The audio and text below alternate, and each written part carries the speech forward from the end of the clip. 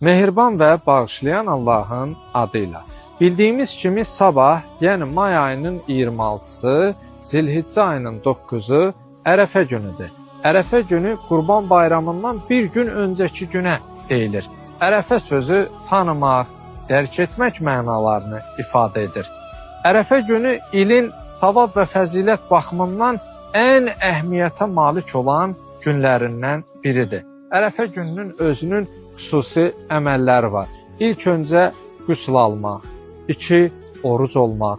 O tutulan oruc insanın keçmişdə etdiyi günahların bağışlanmasına səbəb olar. 3. İmam Hüseyin əleyhissalamı ziyarət etmək. 4.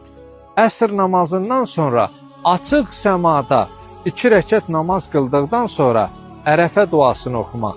Namazın qılınış qaydası: birinci rəkətdə Fatihə surəsindən sonra İxlas surəsi,